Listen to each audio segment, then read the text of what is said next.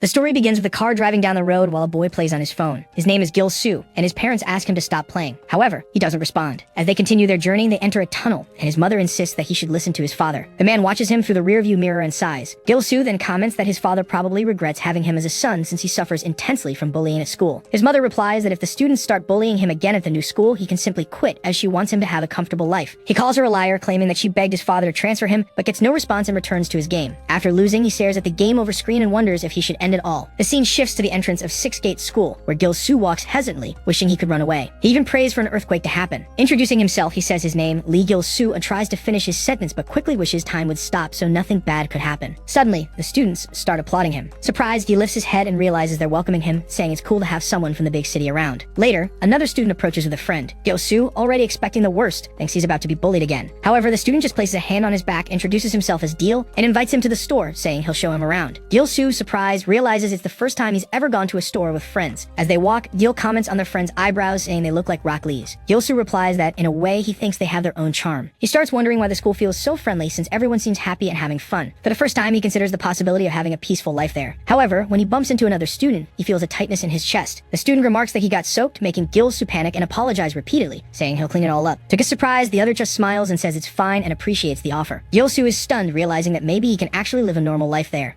The bell rings, announcing the end of classes, and he reflects on how different the school's atmosphere is. All the fear he felt seemed unnecessary, and he admits to himself that he's happy he moved. Shortly after, Deal approaches his desk and asks if he has any plans later. Gil-soo says no, and Deal invites him to hang out. At night, while walking through the city, Gil-soo notices they've been walking for a while and decides to ask where they're going. Deal simply replies that there's a place he needs to see because every newcomer has to go through it. Gil-soo thinks it sounds forced, but as he notices they're moving away from the city, he starts to reflect. Deal then asks if he's ever done boxing or has any fighting experience. Gil-soo answers no. Laughing, Deal says he'll need courage for what's coming and that they should hurry since they're almost there. Only then does Gil-soo notice that Deal has several scars on his body. The memories of all the schools where he was bullied come rushing back, and he starts fearing that Deal will attack him too. Overcome with fear, he stops walking and says he needs to leave. However, Deal grabs his shoulder, assuring him they're almost there and asking him to at least take a quick look. Unable to assert himself, Gil-soo ends up following him to a warehouse. Upon arriving, he feels defeated and betrayed. Deal opens the door and sounds of shouting and cheering echo from inside. Scared, Gil-soo closes his eyes, expecting the worst. But when he opens them slowly, he realizes he's standing before an underground fight event. The place is packed with students watching the fights. In shock, he sees one of the fighters take a powerful spinning hit, leaving him speechless. Deal laughs and comments that Gil-soo must be surprised, saying, "Welcome to the school's fight arena." The school's fight arena reveals itself before Gil-soo, and he watches as fighters help each other after the matches. Surprised, he hears a voice calling Deal from above the arena. The man asks who the newcomer is. His name is Jang Chung, the school president. Deal replies that Gil-soo just transferred today. However, Gil-soo thinks the guy looks way too old to be a student. Rock Lee then challenges Deal to get into the ring, saying he'll get revenge for mocking his cat paws hairstyle. Deal accepts the challenge without hesitation. Chung turns to Gil-soo and says it's a pleasure to meet him. Gil-soo is struck by the height difference between them. Chung welcomes him to the school as the students cheer excitedly when Deal and Rock start fighting. Gil-soo, confused, asks why they're fighting if they're friends. Chung laughs and says the freshmen aren't so bad. Still perplexed, Gil-soo tries to understand the situation.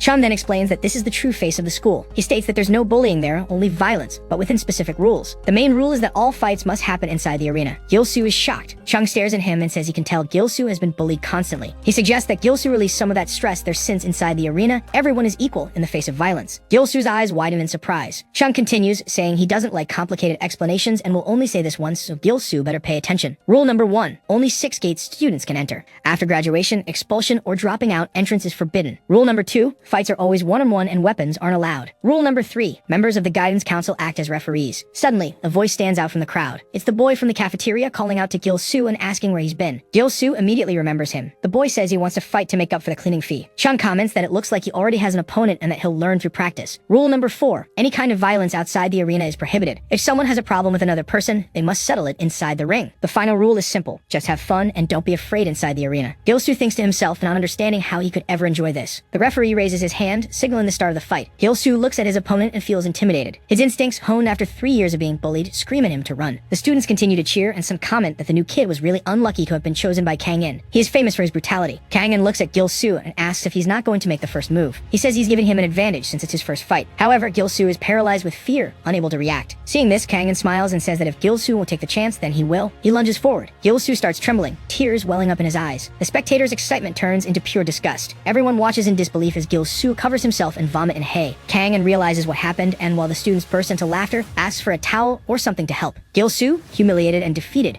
mutters that he's never thrown a punch in his life and that he can't do this. The scene cuts to the school bathroom. Some students talk about the arena fight, calling it embarrassing. Gil-soo sits inside a stall, overhearing everything, and concludes that he's completely screwed. He thought it was a normal school, but realizes it's far from it. Even though Chum told him to have fun, he knows he never will. He already imagines what will happen the next day, but since he can't be bullied anymore, he figures he just has to push through. The scene shifts again. Chum is doing push-ups with 2 students on his back. He reaches 999, struggles with the last rep, but manages to hit 1,000. Gil-soo watches, perplexed, and asks how he can possibly be a high school student. Chum looks at Gil-soo and asks if he has something to say. Gil-soo hesitates, but then mentions he has a question about the fight arena. Chung teases, asking if he has any skills besides vomiting. Gil-soo ignores the joke and says that he really can't fight in the arena. The students around them fall silent, surprised. Chung asks why, pointing out that he didn't even get hurt in the previous fight. Gil-soo lowers his head and admits he has no confidence. He says he doesn't hate anyone and doesn't see any fun in fighting. In fact, he doesn't even understand the purpose of the arena. He asks if he can simply not participate. Chung puts his hand on Gil-soo's shoulder and says that means he can beat him up as much as he wants now. Gil-soo, confused, asks what he means. Without directly answering, Chum declares that as the school president, he's announcing that Gil-soo is no longer protected by the arena. School life continues as usual, but Gil-soo fears what might happen. His fears come true when Kang-in shows up, saying he heard about his decision not to participate in the arena. Without warning, he grabs Gil-soo and slams his face against the desk. Laughing, he says he's going to teach him what that means at this school. He declares that he needed a slave, and now Gil-soo belongs to him. The other students completely ignore the scene as Gil-soo is punched in the face. Kang-in praises his own strength, and one of the students comments that he heard Gil-soo transfer because of bullying. One of Kang-in's friends laughs and says it makes total sense since Gil-soo is such a coward. He then orders Gil-soo to come to his class during every break. Gil-soo starts crying as the beating continues in the back of the classroom. The scene shifts to the teacher's office. We hear Gil-soo talking to a teacher, saying he plans to drop out of school. He explains that he's preparing for it and will just take the exam to get his diploma. With a defeated look, he says he's done everything he could. Softly, he apologizes to his family, lamenting that he's such a useless son. Leaving school, he passes through the gate, reflecting that his school life is over.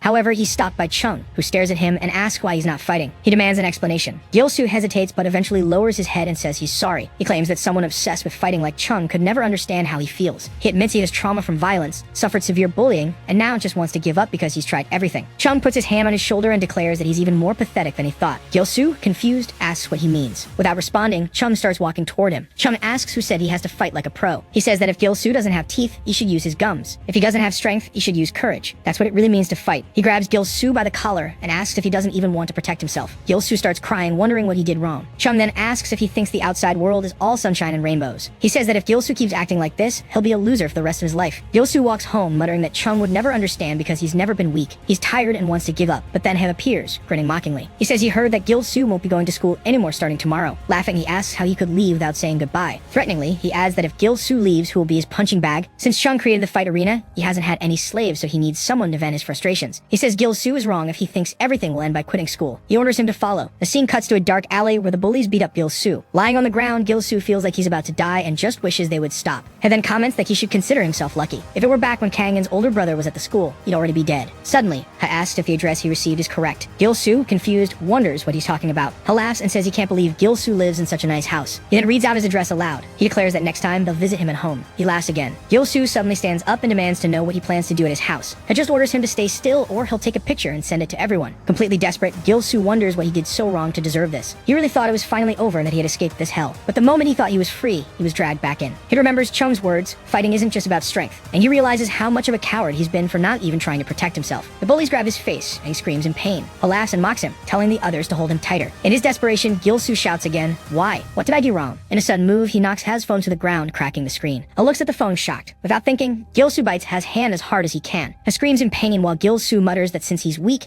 he'll do whatever it takes to fight. He says he'll resist with everything he has. Ha, furious, punches Gil-soo in the face, knocking him down. But to everyone's shock, Gil-soo gets up again. Ha, stunned, mutters that he's gone crazy. Gil-soo, panting, replies that he's pretty sure he has. Ha looks down, noticing the determination in Gil-soo's eyes. Gil-soo then says that if he's going to die, he'll take it down with him. Ha laughs, surprised, and comments that even a cornered rat will bite. He asks if Gil-soo is ready to keep going. The other two bullies move in on him, but Gil-soo doesn't back down. He grabs a handful of dirt from the ground and throws it into their eyes, shouting at them to get lost. The attackers retreat, furious. Ha realizes that Gil-soo picked up the dirt when he fell. Without wasting time, he yells at the others to chase him. Gil-soo runs, not knowing exactly where he's going. Somehow, his feet lead him back to the fight arena. The door opens, and Chung looks surprised to see Gil-soo entering. With determination in his eyes, he declares, "I'm going to do this." The surrounding students are shocked by his return. Gil-soo then announces that he wants to enter the fight arena. The bullies who were chasing him stop at the door. Chung watches the scene and smiles. He says that Gil-soo is more interesting than he imagined. Already inside the ring, Gil-soo prepares to fight. One of Ha's friends steps forward and says he will be the one to face the nerd. His name is Park Yongo. Another companion warns him to lower his voice because Chung is present. Yongo responds that he knows and it's always necessary necessary to be careful. Gil-soo takes a punch to the face, followed by a knee to the stomach, and receives another blow to the face. Kang asks if he really thought he could do anything in a fight and hits him again, making him lose balance. Then he lifts his leg and kicks Gil-soo in the face, saying he'll teach him how to behave. Laughing, he asks how he feels now, claiming he surely regrets it. Gil-soo glares at Kang with anger, which irritates him. Ordering him to lower his eyes, Kang slaps him repeatedly, insulting him with each hit. He says a loser should act like one and that this isn't a webtoon. Then he performs a spinning kick, sending Gil-soo sprawling across the floor. The students comment on how intense the fight is and wonder if Gil-soo broke something. Kang, still excited, hopes he's not dead. Gil-soo tries to get up, but Kang is surprised, saying he should already be unconscious. He orders him to stop pretending to be tough, warning he might end up dead. Gil-soo asks how, claiming this doesn't even compare to the pain he has already faced. He lunges forward, landing a punch that knocks Kang to the ground. The students react in shock, calling him Vomit Boy, and commenting that he has some tricks up his sleeve. Kang admits he was caught off guard. Gil-soo screams and goes for another punch but gets hit first. Kang mocks him, asking how such slow punches could do any damage. At that moment, Gil-soo remembers Chung's words and suddenly headbutts Kang, making his nose bleed. The students cheer, saying this is more fun than they imagined. Chung observes that even though the adrenaline is numbing the pain, Gil-soo is clearly injured but shows impressive resilience. Kang kicks him away, making him fall to the ground. Wiping blood from his face, he asks if Gil-soo has a death wish. Still, Gil-soo gets up, determined to continue. He wonders if it was always like this, if the gangs he feared were really that strong. The students start chanting his name. Clenching his teeth, he charges at Kang, throwing a punch in one-punch style but is stopped by an uppercut. His consciousness fades as Kang declares he won't be caught off guard again. Gil-soo passes out and Kang is declared the winner. Later that night, Gil-soo wakes up unsure if he had passed out. Despite this, he feels proud for having defended himself, remembering he managed to land a hit. However, he regrets not staying calm and starts reflecting on what he could have done to win. If only he were a bit stronger. Suddenly, Chung appears beside him and asks if his mind is clearer now. Gil-soo looks around, realizing they're alone, and asks if Chung came for him. Chung replies that as president, it's his duty to ensure no one gets seriously hurt since the arena exists to protect students. He reminds Gil-soo that what happened was an exception, and that from now on he's no longer allowed to enter since he's about to leave the school. Chung starts to walk away, but Gil-soo stops him, asking what he should do. Chung frowns, wondering what he means. Determined, Gil-soo declares he won't quit school, and begs Chung to tell him what he needs to do to get stronger. He explains that everything started because of a flying slipper that accidentally hit someone. At first it seemed like nothing would happen, but then the other students exchanged looks and began beating him, demanding money. He had been marked as weak. They laughed, saying people like him needed to be beaten, and kicked him mercilessly. Gil-soo recalls how it all began, but decides he can't give up. Chung smiles, saying it's also his responsibility as president to train the weak. He approaches Gil-soo and asks if he's ready. Without warning, he punches Gil-soo in the stomach. Gil-soo spits blood and screams in pain. Chung comments that it must hurt like hell, but warns this is just the beginning. He promises to make him strong enough to withstand his punches. The next day, Gil-soo still feels intense pain and wonders how strong Chung really is. He remembers Chung telling him to look for him during breaks. Gil-soo wonders if this training will truly make him stronger. Gil calls out to him, asking if he wasn't going to quit. Gil-soo replies that he changed his mind. Gil comments that he must like the arena, joking that he has the guts to keep going. Suddenly, Kang appears. Gil-soo lifts his head upon hearing him call him a punching bag. He knows how strong it is. Kang says he didn't expect to see him back and asks if he wants revenge, but warns him to know his place or he might end up dead next time. They walk in opposite directions. Gil notices that Gil-soo is trembling with rage. Determined, Gil-soo decides he'll become strong enough to never lose to bastards like Kang again. On the rooftop, we see Gil-soo getting punched in the face and then in the stomach by Chung. Chung tells him to keep his eyes open and follow his fists. He also forbids him from fighting until the training is complete. Gil-soo protests, asking how this can even be called training,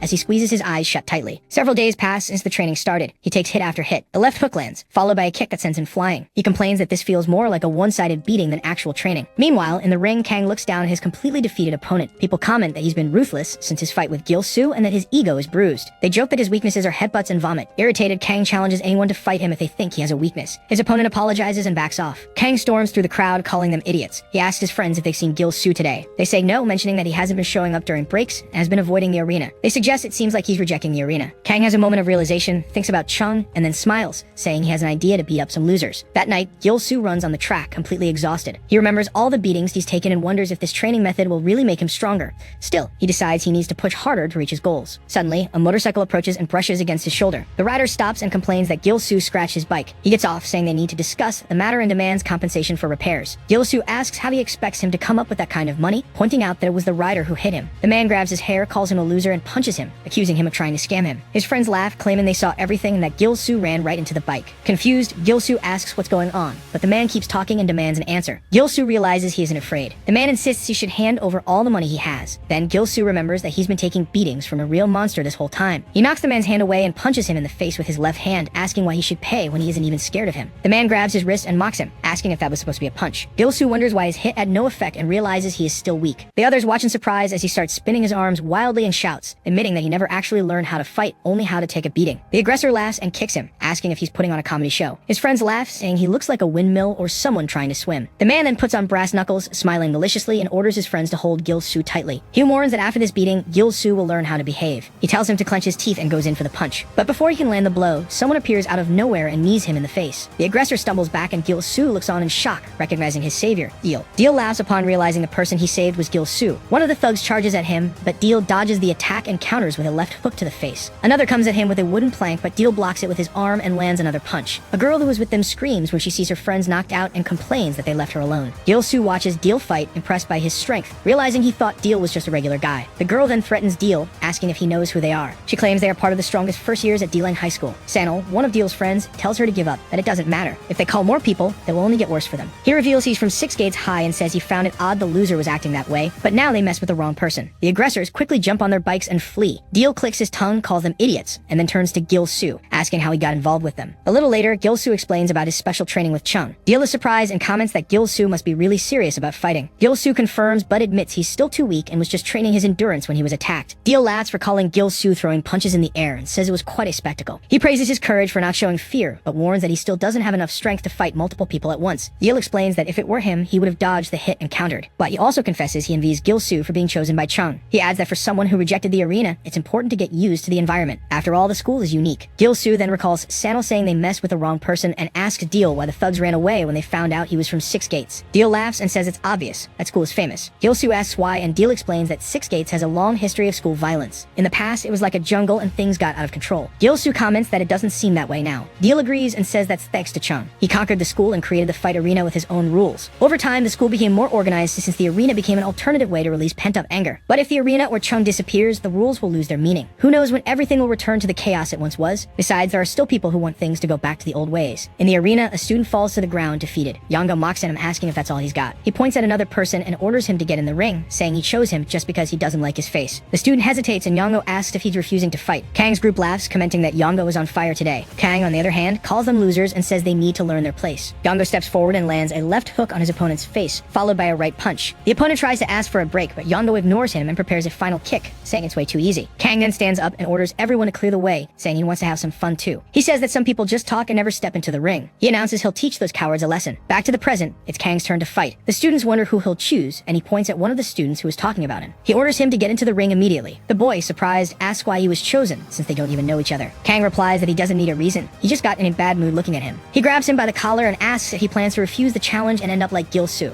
At that moment, Chung enters the arena, visibly irritated. He stares at Kang and asks what's going on. Kang, unfazed, replies that he just issued a fight request, but there was a misunderstanding. He then challenges Chung, asking if there's a problem with that, pointing out that he didn't break any rules. Back in the past, he is with his friends and they ask what his plan is. He says that Gil-soo got himself into trouble by being the first in the school to say no to the combat arena. As long as you have arms and legs, anyone can fight in the arena. Everyone is equal in the face of violence, and these are the school's rules. They can brag about it, but if you look closely, you'll realize they're cowards who only enjoy watching the fights without ever participating because, deep down, they're all losers. His friends agree, saying they're having fun too, but that idiot Gil-soo exposed the situation. They wonder what would happen if they challenged those who had been beating others until now. Yongo replies that they would be forced to fight so they wouldn't end up like Gil-soo. Kang agrees and says the arena will now be their playground. Back in the present, and asks Chung what's going on, saying he didn't break any rules. Chung tells him to stop pretending to be brave, and laughs, apologizing for the confusion and saying that next time he'll choose more carefully. On the rooftop, Chung is landing a series of blows on Gil-soo, finishing with a kick. Gil-soo says he feels like he's going to die but manages to balance himself and block a hit, saying he's not as scared as before. Chung responds that he's getting used to the punches. Gil-soo tries to counterattack, but Chung dodges and Gil-soo says that if he wants to win, he needs to land a punch. He keeps attacking without any real plan and Chung starts getting irritated, slapping him and telling him to shut up. Gil-soo replies that it hurt more than usual, and Chung tells him that he needs to learn how to really fight. If he does, he could even win a fight in the game room. At the arcade, Gil-soo says the place is old and asks why they're there. He opens the door and sees a bald man, whom some might recognize as Bob. Chung tells him to raise his fists to his chin, tuck his chin in, and position his feet shoulder-width apart, slightly on his toes. He instructs Gil-soo to throw a jab, a light punch, and for the straight punch, to rotate his hips, shoulders, and use his legs to generate power, maximizing the impact. Gil-soo says the punch sounded like a gunshot, but insists it's his turn now. He throws an awkward jab and then a straight punch, saying he's getting the hang of it, but when he looks at the score, he realizes it hasn't changed. Chung says the machine is broken, so unless the punch has real impact, it won't register. He needs to hit harder to damage the opponent. Chung tells him to find his own way of fighting and not to show himself until he achieves the highest score. The scene shifts to when he's on the phone and his girlfriend girlfriend says they should stop seeing each other. He wonders why she's acting like this again. He bumps into Yongo and apologizes, but Yongo throws him to the ground, causing his phone to fall and break. Yongo says he did mean to bump into him, but Rock responds that it was clearly on purpose. Yongo says that, judging by his look, he seems to have a problem and suggests settling in the arena. Rock looks a bit scared and nervously says it was his fault. Yongo laughs, and the others comment that it was really an accident and not school violence. Then Yongo tells him to be more careful next time. Deal picks Rock up and suggests reporting the incident, but Rock tells him to drop it, saying it's not worth making a fuss. Deal looks irritated. In the cafeteria, Gil-soo is eating frantically, saying he's starving and can't increase his score, asking what he should do. Yongo apologizes and dumps food on Gil-soo's head, laughing. He says he hadn't seen him around and wondered where he had been disappearing to, then slaps his back, saying he missed him. He keeps hitting him, saying it's good to see him after so long and asking if he feels the same, with malice in his eyes. We see Kang and Yongo talking outside the cafeteria about how they just bullied Rock and got away with it. Kang says it's time to do the same to Gil-soo and show him what happens when he messes with them. Yongo says he'll handle it, telling Kang not to get involved and to trust him. Gil-soo grabs Yongo's hand and Yongo says he's learned to resist now,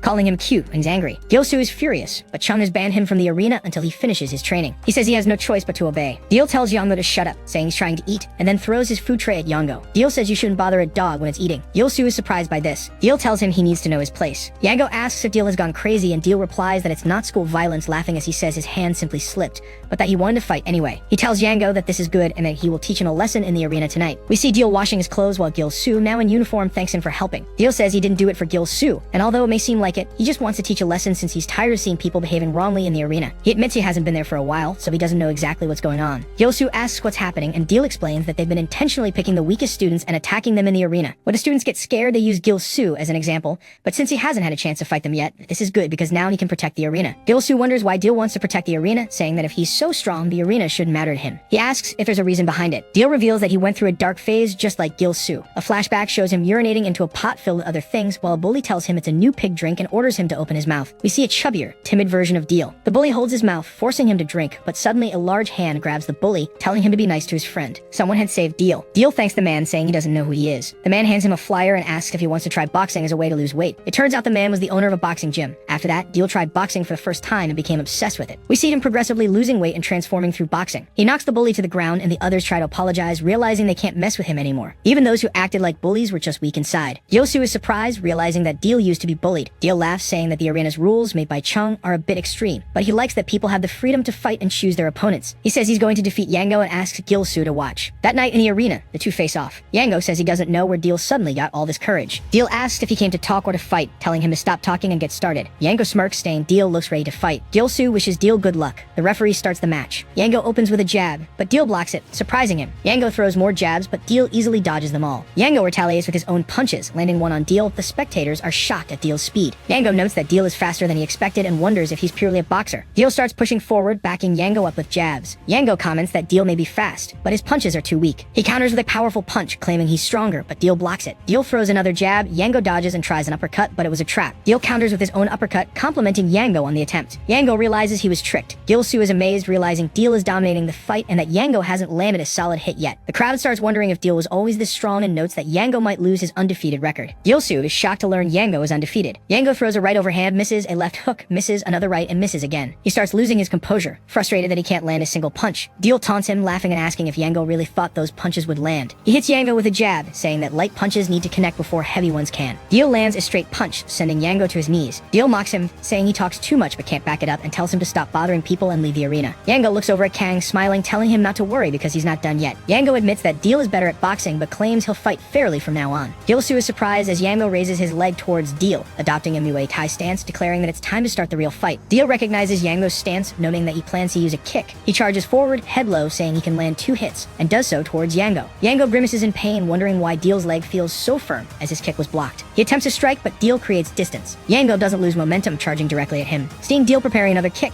Yango blocks with his arm, but instantly regrets it, feeling as if he's been hit by a steel post being thrown across the ring. He wonders why Deal is so strong, realizing that even though he blocked, the damage was immense. Yango comes forward with another kick, and Deal raises his hands to block, but we see his arm bone fracture. Gil-soo shouts his name as the sound of the break echoes through the arena. Deal backs away and Yango laughs, taunting him to come at him like before, asking if he's scared. Deal wonders why Yango's kicks are so powerful, far beyond the strength of his punches, realizing that another hit could be dangerous. Lost in thought, Deal gets punched in the face, and then is hit by a flurry of punches in a Dragon Ball Z-style sequence. Yango laughs, happy that his punches are finally landing. Deal realizes he's too focused on Yango's kicks, preventing him from reacting properly. Yango insults him, reminding him that he was the one who said not to ruin the fight arena, questioning who he thinks he is. A low kick knocks Deal to the ground. ground. Yango continues taunting, saying Deal is too weak to lecture anyone. Unable to stand, Deal watches helplessly as Yango prepares for his soccer-style kick to his head, saying goodbye. Just as the kick lands, the referee blocks it with his shin. This leg's made of steel. The referee, Jun, says, if your opponent can't fight anymore, going further is a foul. Yango laughs, saying they were just getting started, but he had fun for the first time in a while. He looks at Gil-soo, remarking that maybe that's why some old faces are back. As Gil-soo makes eye contact, Yango laughs harder, saying the arena will get even more fun, so we should come often. Later, Gil-soo helps Deal walk. Gil-soo asks if it hurts much. Deal says that more than the pain, he's just frustrated for losing and boosting their egos. Gil-soo notes that Deal was winning at first, but everything changed when the kick started. Deal agrees, saying Yango's kicks were much stronger than expected, but something felt off about that last kick, though he can't figure out what. They arrive at their destination, and Deal thanks Gil-soo for helping him, offering water before they leave. Gil-soo declines, saying he has something to do. Deal is curious, watching Gil-soo run off, wondering where he's headed at this hour. Cut to a classroom where Kang looks at the ugliest pair of shoes imaginable, asking why they're there. One of the guys says their gang wanted to show appreciation. Kang replies that he values talent over gratitude. They agree, promising to do their best. Yango enters, saying he doubts Gil-soo will show up at school today. Kang stands, asking what he means. Yango says it's probably time to beat him now. Kang puts a hand on Yango's shoulder, saying things have changed because of him. Yango looks confused as they walk. Kang explains that by defeating Deal, they proved their strength, scaring those who thought they were weaker. Touching Gil-soo now would only ruin their reputation. One guy asks about the next plan, suggesting spreading flyers to recruit people. Kang says no, explaining they've beaten the freshmen as planned and it's time for the next step. They cut to some men smoking outside, introduced as some Shoku. They ask who the newcomers are. Bose replies they came to meet them. Shoku laughs, dismissing them as freshmen, calling them kids. Kang responds, saying they probably looked that way to him since Shoku was part of a legendary generation with his brother. Shoku realizes who Kang's brother is. Kang points out that since Chung sidelined them, they've been hiding like old men. Shoku grabs Kang by the throat, calling him arrogant. Kang replies he's just disappointed, feeling like they've been fighting alone, that things have changed now. Shoku questions him, and we cut to Hang talking to Chung. Hang insists they need to intervene in the fight arena, saying letting them abuse the rules will destroy its foundation. He brings up Kang's older brother, Hai. Chung says the rules are the rules, even if they've been abused. Hang asks if he'll just stand by. Chung replies that even if he steps in and fixes things, the arena won't be the same. Hang reflects, realizing Chung is right. Chung's phone rings. It's Gil-soo, calling from the arcade. Chung reminds him that he said not to call until he scored some points, asking if he gave up. Gil-soo says that's exactly why he called. We see the punching machine covered in blood with a score over 99,999. Gil-soo tells Chung to teach him, saying he's ready for the next lesson. Meanwhile, we see Gil-soo running towards the game club, thinking about Yango. He says he needs to hurry and get stronger, then slaps Bob as we see him going all out on the poor mannequin. Gil-soo says this is the only thing he can do as he has nothing else, and he's pushing himself even with his weak punches. If he punches these machines tens of thousands of times, he'll surely be able to do it. He remembers Chung saying he needs to hit hard enough for the machine to register the punch. Only then will it prove he can cause damage to an opponent. Lacking weight and strength, it would be better to widen his stance to put more power into the punch, which he does, allowing for a full motion swing. He hits Bob right in the face, and we hear a loud noise. We see that he managed to score 3 points, and the count keeps rising, passing 20, then 134, slowly climbing higher and higher until it surpasses 4,000. Now his fists begin to bleed, the skin tearing until he finally hits the 99,999 points we saw before. He tells Chung to teach him. Chung smiles, saying that was faster than he expected, and Gil-soo replies that he had no choice since he doesn't have time to waste. Chung says that's good, and now they can move on to the next stage, but it will be much harder, so he needs to be prepared. As he says this, Gil-soo's head drops onto his chest, and Chung starts smiling, saying that rest is also part of training, while we see that Gil-soo has passed out. The next night, we see Yango asking if this is everyone at the fight club. He says not even half the usual people are there, asking if everyone is scared. We hear a man asking who's scared as he steps forward. It's a second-year student council member named Choi. He says he thinks he needs to educate the freshmen. Yango looks a bit surprised, and Choi says he hated the dragon tattoo on Yango's arm since he first saw it, and that's reason enough for them to fight. He's been looking for fights over silly reasons like that all the time. Yango looks a bit tense, and we see Hang saying they can't just sit back anymore. An eye for an eye, a tooth for a tooth. The arena door starts opening, and we hear Shoku asking what's up with this atmosphere. He heard rumors that their fight club has been fun lately, so he came to visit. Hang looks surprised, and Shoku says he didn't expect to see a second year trying to fight a freshman. He wonders if he needs to spice things up a bit. Hang walks towards him, asking how he dares to come here. Shoku replies that he came because he's also a member of the high school. Hang tells him to stop spouting nonsense, since he caused an incident before but now shows up as if nothing happened. Shoku says they can forget about what happened in the past. We hear him asking why Hang is being so uptight, saying there are fewer people here, so it's good to have new faces joining, asking if Hang agrees. Hang clearly doesn't agree and then asks why he's so scared and laughs at him. Cut to a construction site, and Gil-soo wonders what kind of training he's about to. Gil-soo is in a really dark place and says it's so gloomy that it feels like a ghost will pop out from somewhere. Chung responds that he needs to find his way properly. Gil-soo asks what kind of training he's going to do, and Chung asks if he's ever heard of the old Six-Gate School. He explains that the schools in the Jongyang area used to compete for the title of the strongest,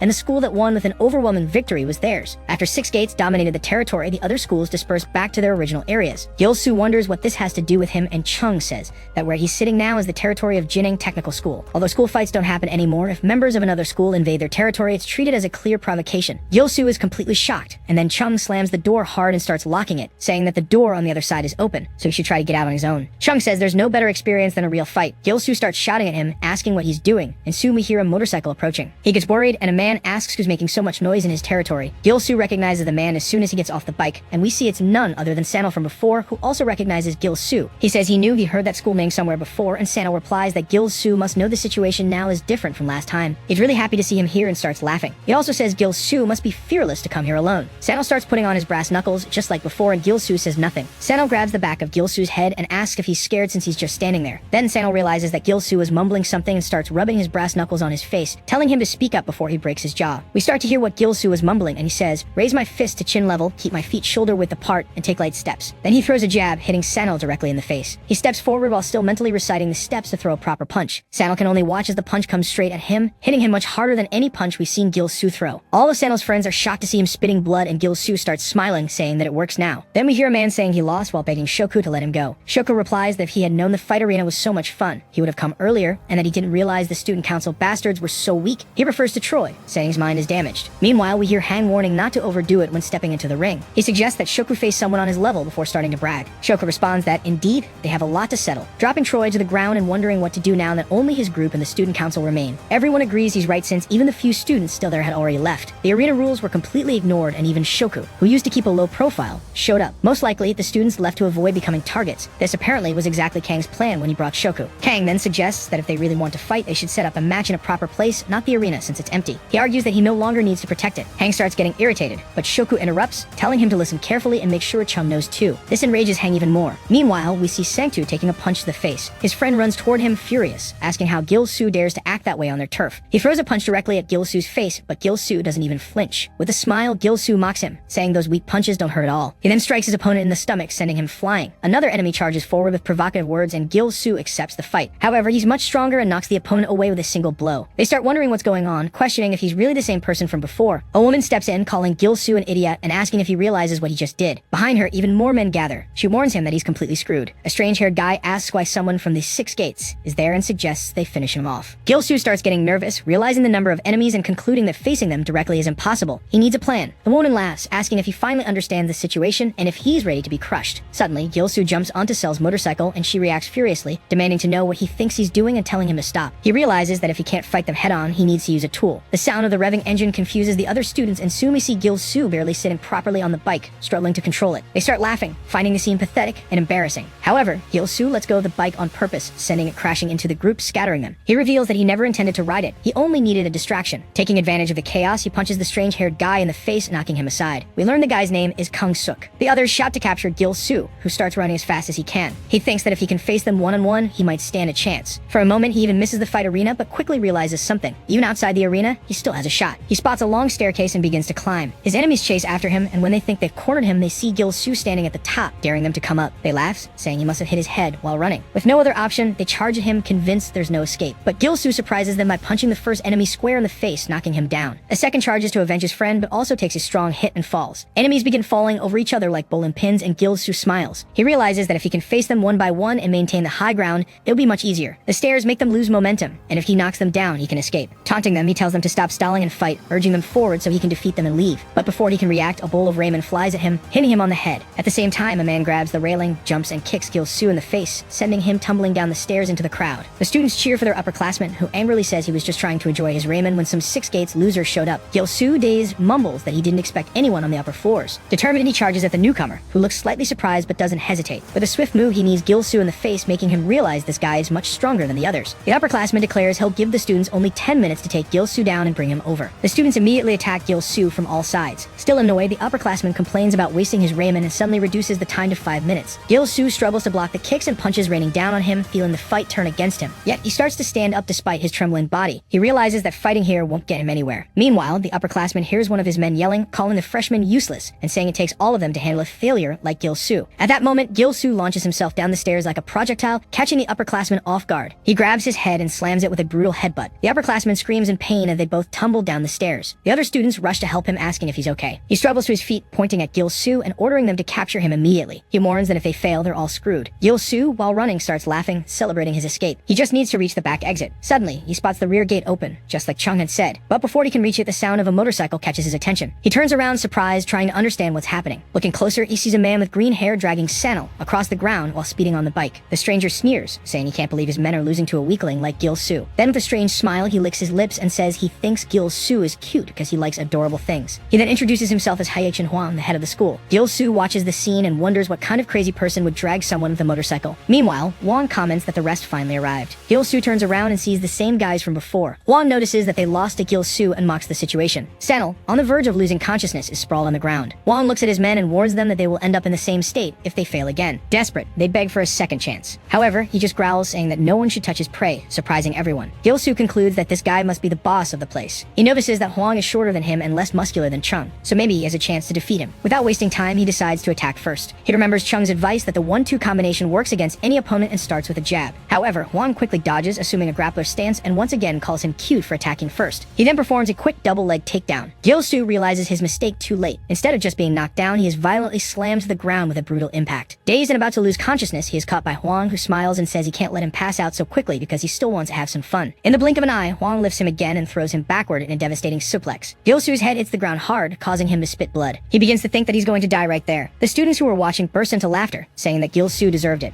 However, a boy with purple hair reprimands them, telling them to shut up because once Hwang is done, it will be their turn. Hwang grabs Gil-soo by the neck and asks if he's already passed out, demanding that he keep resisting. Suddenly, he receives a kick to the face. Gil-soo, still dizzy, mumbles, asking how someone like Hwang can call others cute when he himself looks like that. Instantly, Hwang gets angry and demands to know why Gil-soo called him cute. The purple-haired student whispers to the others that Gil-soo might really die there. He explains that when Hwang was younger, he was often mocked for his height, and that word should never be said in front of him. Not understanding what's going on, Gil-soo prepares for another attack. However, before he can react, Hwang grabs his body and murmurs that now he will fall for real because he's about to enter his hell. In seconds, Gil-soo finds himself trapped in a triangle choke. He realizes that he can't move his arms or legs, and his breathing becomes increasingly difficult. Hwang grins wickedly, thanking Gil-soo for becoming his new prey. The purple-haired student watches and comments that this move is called the Hell Triangle Choke. Anyone caught in it cannot move and is completely defenseless. Hwang strikes Gil-soo's head repeatedly and demands that he say again that he's cute. Gil-soo realizes that this fight is on a completely different level than anything he's ever faced before. For the first time, he feels like he could actually die. The spectators are stunned as they watch Gil-soo lifting Hwang into the air, resisting the hold. With a determined look, he declares that he refuses to fall there. Hwang spins in the air and smiling responds that Gil-soo is truly fun. He quickly changes his position to attempt a new choke, murmuring that he likes him and that from now on he belongs to him. Gil-soo begins to gasp, struggling to breathe.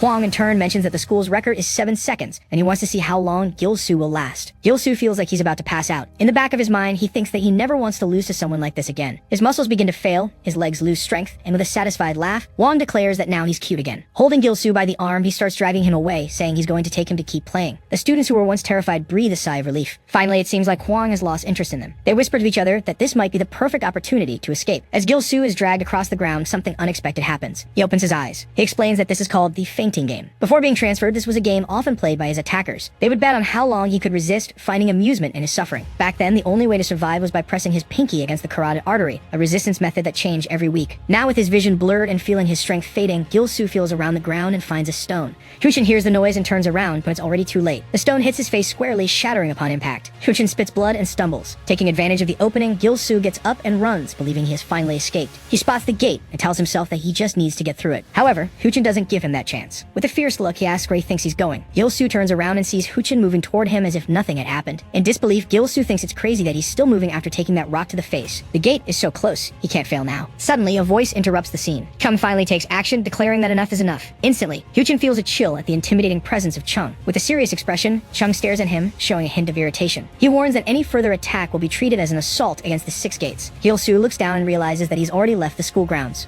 Huchin begins to hop on his feet, feeling a strange excitement in the situation. He comments that he suspected there was something different about Gil-soo, but he didn't expect Chung to be there. And to his luck, Chung wants to fight him. With a wild smile, Huchin charges, declaring that the era of the 6 gates is over and now it's the time of Jining. Chung, however, does not respond with words. The only answer he gives is the devastating impact of his fist. The sound of the punch echoes like a gunshot. Gil-soo is completely shocked as he watches Huchin being thrown backward, his teeth flying in the process. Chung watches the scene with disdain and says that, as expected, the students from Jining Technical haven't evolved at all. They only behave after being knocked out. Gil-soo, still panting, lifts his head to look at Chung. Chung says that he's already passed the 2nd stage. Now only the last one remains. He orders Gil-soo to go to the rooftop the next day. Gil-soo looks at Chung with confidence. The next morning, however, he is not on the rooftop. Instead, he is at school calling someone to go to the arena after class. It seems he didn't get the last part of Chung's training. In a flashback, we see Yango provoking Deal, questioning if his arm is really broken or if he's pretending out of fear of fighting again. He starts poking him, demanding that he say something, reminding him how much he boasted in the cafeteria. Then he pushes him down, mocking that he finally knows his place. Yango steps on the cast and laughs, asking if the arm is really broken, claiming it was just an accident. Deal Gil then questions if he really intends to break the school's rules. Yango grabs him by the collar, laughing, and says that no one cares about the rules anymore since almost no one goes to the arena. Suddenly, Gil-soo rushes in and blocks Yango's punch, surprising him. Now the story aligns with the moment when Gil-soo challenged Yango to the arena,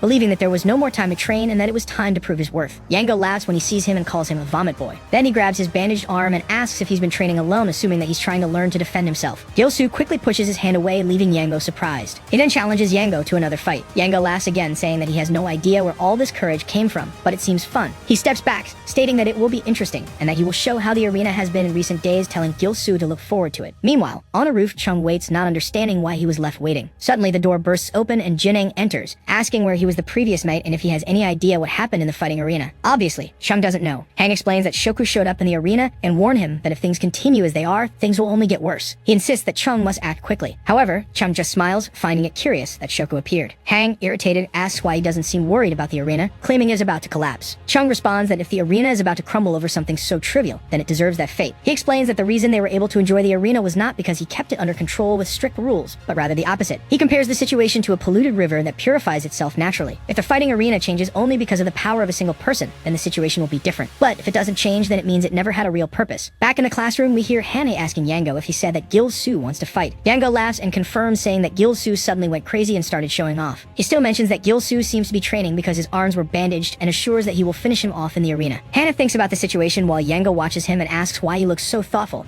asking if there's a problem. Hannah responds that at this point, getting involved with a loser like Gil-soo will bring no benefit to them, and that the focus should be on taking down Chung. Yango laughs and assures that there's nothing to worry about, claiming that he will break one of Gil-soo's arms so he can never get in their way again. He emphasizes that winning was expected, but the real question is what others will think after all the effort they put in to consolidate their power. In the arena, he needs to win flawlessly and must never lower his guard. He starts suffering from PTSD, a kid who vomits, and then says that if it's not something else, he's very persistent.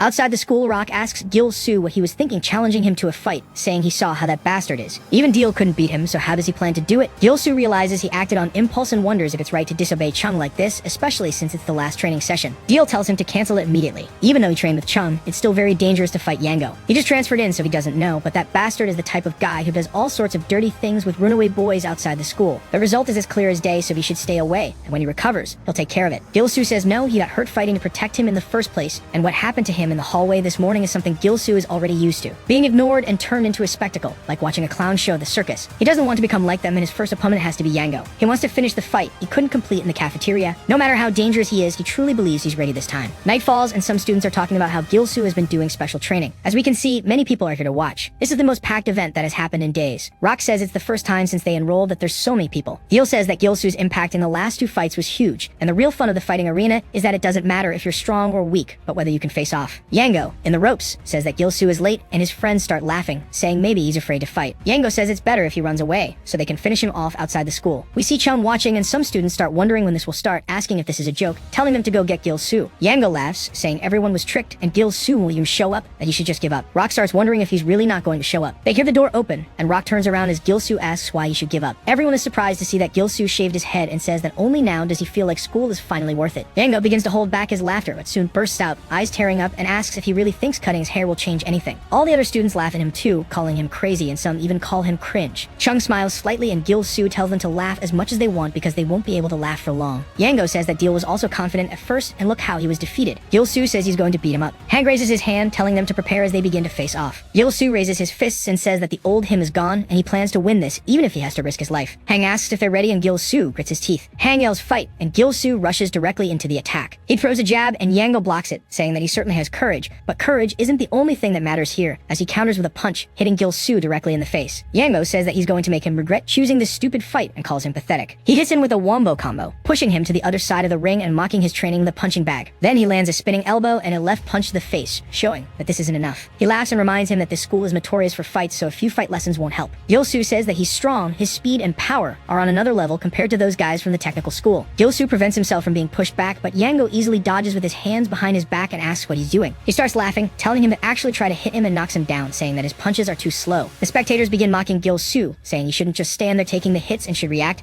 asking where all that initial courage went. Hang says that it's going exactly as he expected, and at this pace, they'll only get more arrogant. Chung asks if that's really what he thinks, telling him to watch closely and see who's more focused on the fight, while Gil-soo's eyes are fixed on Yango. Yango laughs, saying that he can certainly take a beating, and it's nice to have a human punching bag. Then he's surprised to see that Gil-soo isn't even lifting his guard anymore. Gil-soo says that his fight has just started, and his eyes are still full of confidence. On the roof, he told Chung that he wasn't actually going to make it to the final training session. He disobeyed the order not to enter the fighting arena until the training ended and impulsively challenged Yango to a fight. He just couldn't hold back anymore. Chung says that they need to adjust the training plan, and then starts running directly toward him. He says that an intensive course is the best way to substitute real training while raising his guard. He says that fighting him is all he needs. Gil-soo gets hit in the stomach, sending him flying back, and wonders if Chung has gone crazy. Chung asks if he plans to just stand there and take a beating in the arena, telling him to react. Gil-soo throws a punch, but Chung dodges and starts continuing with rapid punches to push Gil-soo back. Chung says that his punches are too slow and weak, and that no one in that school will be beaten by those weak punches. Gil-soo says he knows he won't get stronger with just a few sessions, but he still has to win. He throws a right punch this time, which sounds much heavier, like the time he hit Senel, and even he's surprised. Chung asks if he really wants to win, as we see that he didn't even try to block the hit and just took it. He tells him to lower his guard first. Back in the arena, Gil-soo lets out a primal scream. Rock and Deal are surprised to see Gil-soo coming with a series of punches directly toward Yango. Deal asks if he gave up, saying that he shouldn't be swinging his fists around so recklessly. Doesn't make sense to train with Chung if he's just going to do this. Yango laughs, asking if he's going to keep throwing random punches, and starts countering, asking if he thinks those punches will actually hit him. Gil-soo slips from one of the punches, which grazes his cheek, and grabs Yango, something he wasn't expecting. Yango tries to push him away, asking what the hell he thinks he's doing. The students say this fight is boring and that he looks so pathetic, saying that if he's going to lose, he should at least do it with style. This is nothing but a one-sided beating from Yango. Yango grabs Gil-soo's head and starts kneeing his face, telling him to stop fighting and just fall already. Gil-soo says that this is good because everything is going according to plan. Back on the roof, Chung tells him that when he grabs the necro body, he should lower his guard and restrict his opponent's movements. That's how his fight will start. He hits Gil-soo directly on the side after doing exactly that, and says that it's hard to hit a moving target, but if the opponent stands still, it's much easier. He holds him there, landing quick punches. Gil-soo responds with punches, and Chung says that this is a natural response. All he needs to do when that happens is hold on, just like he's been enduring the training so far. He keeps hitting, and Chung says that when the opportunity arises, he should land an even stronger blow directly to the stomach, making Gil-soo slide off the side of the roof. Gil-soo realizes he can't maintain his guard, but he gets distracted as Chung instantly closes the distance, coming in with another monstrous right. The speed is so great that Gil-soo doesn't even have time to think about dodging, so he just stays there. Luckily, Chung stops before hitting his face, completely surprising Gil-soo. Chung tells him not to try a direct hit right away and that he should throw his opponent into confusion so that he can't predict where his punches will land. Gil-soo tightens his fists and hits Yango directly on the side, saying that he needs to make this unpredictable. Yango doesn't let it stop him and continues hitting him, but Gil-soo also retaliates, now exchanging punches. Yango makes a pained face, saying that this is really annoying as it seems to be having an effect. While he's lost in his thoughts, Gil-soo keeps hitting him directly in the stomach. Some of the students say that this must hurt, calling it dirty boxing. Deal now realizes that he's closing in and attacking the body because he couldn't hit him in the face. Yango also notices this and starts to retreat, creating distance. Gil-soo says that with his guard down, there's now an opening, and he sees exactly where he needs to strike. He opens his stance and goes for a jab. Yango dodges, saying that this tactic was too obvious. Chung also watches with anticipation and remembers how he told him that his training ends here because fights are full of unexpected variables. He can't win the fight just with what he's learned, so he should keep attacking his opponent relentlessly. Gil-soo wanted him to dodge, and as soon as he grabs the back of Yango's head, he realizes that the opportunity has finally arrived. Yango understands that he's fallen into his trap, and Gil-soo asks if he predicted this too, landing a heavy right, sending Yango flying backward. Everyone in the arena is shocked by this and begins cheering for Gil-soo, now realizing that the tide has turned. Yango realizes that the fight is going to be much harder than he thought, and Gil-soo warns him that he's just getting started, so he better be prepared. They start cheering for him, calling him Vomit Boy, saying that they believe in him. Yango gets up, saying it was just luck that he only swung uncontrollably and got lucky. He charges at him, but Gil-soo lands a jab to his face, immediately following up with a right punch to the head. As Yango recovers from the hit, Gil-soo advances and lands another wombo combo. Hang smiles, saying that Gil-soo is better than he seems, turning the fight around like that. Chung says that in a fight of this level, endurance and mental strength are the most important. Unexpected attacks can break the opponent's concentration, so now the dynamic of the fight is in Gil-soo's favor.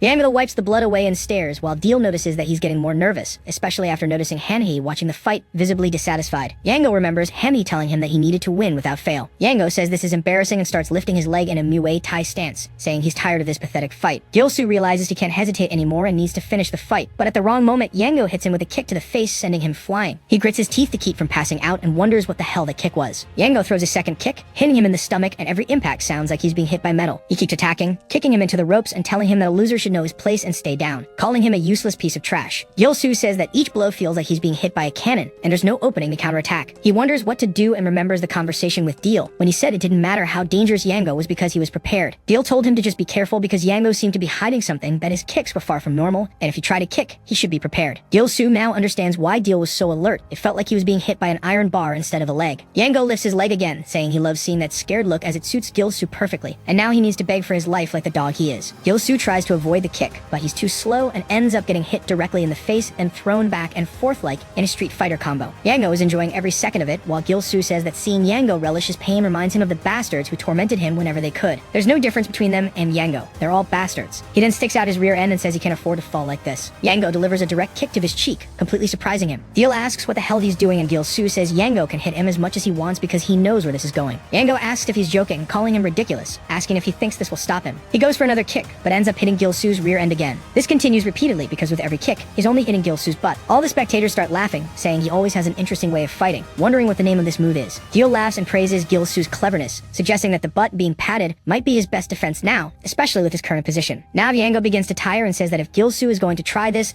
then he should try defending with his head. He goes for a kick and Gil-soo ducks, saying the kick was slow enough for him to see it clearly, which is good. Gil says the pace has slowed a lot and something felt off when he fought against him as well. Yango's kicks were strong, but he seemed reluctant to use them, and Gil assumes that the more powerful the kick, the greater the risk. With every second the fight continues, Yango gets more exhausted, to the point where Gil-soo no longer needs to use his butt no jutsu defense and is just dodging the kicks. He narrowly dodges a kick and manages to see something, but his carelessness causes him to be hit directly in the head by a spinning punch. Yango takes advantage of Gil-soo's moment of carelessness. Yango says that he certainly didn't predict this and laughs at him, saying he certainly was persistent, but it's over now as he goes for a soccer-style kick straight to Gil-soo's head. The impact is audible, and Yango says that no matter how resilient Gil-soo is, he can't withstand this, and he must understand now what happens when he tries to act tough. But Gil-soo calmly calls Yango, surprising him, saying that his kick has become so slow and weak, as we see that he's noticed this. Yango starts to fall as Gil-soo pushes him straight to the ground. Yango begins to sweat nervously, feeling that something is wrong, while Gil-soo mentions the strangeness of being hit by metal and notes that his kicks have slowed down, with something shiny appearing during one of them. He grabs Yango's pants and Yango starts screaming internally, unable to react. Gil-soo pulls and rips his pants, saying that he's got him now, revealing a metal shin guard. Gil-soo says that now he understands why Yango got so tired so quickly. He was using something heavy on his legs. The spectators begin mocking Yango, calling him a cheater, saying he was only pretending to be strong while wearing metal shin guards. Han comments that Yango's kicks were really strange and asks Chung what they should do about it. Chung laughs and says they should just wait, as this will be over soon, because Gil-soo is going to finish the job. Gil-soo starts hitting Yango hard in the face while he's on top of him. Yango is speechless, asking how Gil-soo isn't exhausted yet. Gil-soo says he recognizes that expression. It's a look of dread that means Yango isn't even considering challenging him. It's the same expression Gil-soo used to have when he was intimidated, but that old version of Gil-soo is gone now, and he's finally standing up for himself. He screams as tears fill his eyes, and with a very strong punch he hits Yango directly in the face, causing his head to slam into the arena floor. We see Yango's eyes starting to fade, already on the brink of losing consciousness, and the referee immediately stops the fight, declaring Gil-soo the winner. As he raises his hand, Gil-soo feels happy, knowing he's finally knocked out one of the bullies with his own fists. While Yango lies there, he says it can't be, wondering how he lost. He sees Shoku, and says it can't be, it's not over yet, and that he'll take his revenge, but Shoku calls him useless and starts walking away. The crowd begins throwing stones at Yango, calling him a cheater, and saying he should die, treating him like trash and challenging him to a fight the next day. Gil-soo approaches him, which surprises him, then extends his hand, leaving Yango confused. Gil-soo says he should get up if he's regained his senses. He really wanted to beat him because he cheated, but he can't do anything because there are rules, and next time, they should just focus on fighting fairly. Yango is speechless. Hang laughs, saying that Gil-soo is more interesting than he thought, and he can't believe he's trying to shake Yango's hand. Chung says that now Gil-soo finally looks like a student from Six Gates High School, and he's more capable than he imagined. Then we hear Shoku asking what the hell is going on, asking why little fish are fighting in the arena. The spectators are shocked to see Gil-soo grab Yango, saying he's a bastard who can't even beat a loser, and that he's not welcome at the school. Gil-soo doesn't even know who this guy is, but Chung steps into the ring asking Shoku what he thinks he's doing. Shoku says, "Long time, haven't seen you," calling him a traitor. He starts walking toward Chung, saying that seeing such a stupid fight pissed him off, and can't stand seeing his school being destroyed. He'd rather finish off the fight arena and simply crush the school. Chung laughs, saying he thought Shoku had given up since he's been so quiet, but this is interesting, and Shoku is more than welcome to fight. He's more than ready to beat him now to show how the arena really works. They begin to position themselves for the fight. The students say they can't believe they're witnessing this before they graduate. Gil-soo asks if he was his friend. He's surprised that Gil-soo doesn't know him, but remembers that he's also a transfer student. Before the fight arena was created, Chung and Shoku used to compete for the title of the strongest in the school. Gil-soo is surprised that Shoku is the equivalent of Chung. Shoku stomps his foot on the ground and starts stretching, asking how long it's been since they fought like this. Chung is disgusted to hear Shoku mention the past, asking if he's already looking forward to being defeated again. Shoku calls him arrogant and charges directly at him, saying that Chung went through all that effort to reach the top just to do something like this. The sound of his shockwave scares many of the students, making them run. They wonder what the hell that strength is, saying the ring will collapse. We see that Chung dodged the attack, asking Shoku where he's aiming. Shoku starts smiling, going for an overhead left strike, which Chung immediately dodges, following up with a kick. But of course the kick is also dodged. This continues a few more times, with Shoku still unable to land a single hit on Chung. Gil-soo wonders how Shoku can move so quickly with such a large belly. Gil says that Chung is amazing for dodging all of this. Gil-soo asks what will happen if Chung loses. Gil thinks for a second, and then says that the arena won't exist anymore, and the school will go back to what it was before, because Shoku is one of Hanhei's subordinates. explodes. Gil-soo wonders who Hana is. Back to the fight, Shoku starts getting frustrated, saying that Chung is just running around like a rat and that he should forget his past victory. We see Shoku assume a charging stance. He immediately charges, saying that now he's a completely different person. He goes for a palm strike, which Chung narrowly dodges but still hits him in the face, cutting his cheek. Shoku starts laughing, saying that he finally touched him. His wave of attacks continues, pushing Chung back in the ring. He says that Chung is acting cool, but he clearly lost his skills, while we see Chung getting hurt all over his body. Shoku says that if he had known Chung was this weak, he would have defeated him earlier, while one of his punches sends Chung flying. Gil-soo says this is crazy, asking how Chung can win this. Gil says that, from what he's heard, Shoku has always been stronger than Chung, but Chung had him beat in technique. Looking at them now, Shoku is overwhelming him, so maybe he's gone through some special training.